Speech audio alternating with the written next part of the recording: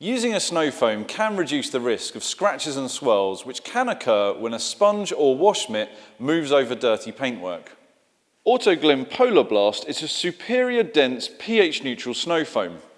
When used through a pressure wash or foam gun, it covers every inch of your car in a rich foam blanket which clings to paintwork to gently loosen dirt.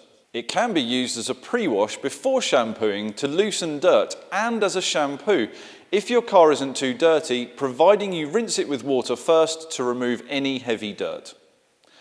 Polar Blast can be used at various dilutions depending on the density of foam desired. A good starting point is 100 ml of Polar Blast to 500 ml of water in your foaming bottle. The water hardness in your area and pressure washer power will impact the level of foam, so have a play with your mix till you find the right one that works for you.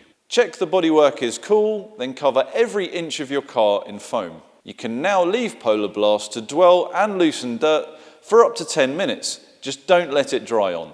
The longer the foam clings to your car's surface, the more time the active ingredients have to work on loosening dirt. Finally, rinse thoroughly with water. If you've used Polar Blast as a pre-wash, the car is now ready to shampoo. If you've used it as a shampoo, the car is now ready to dry.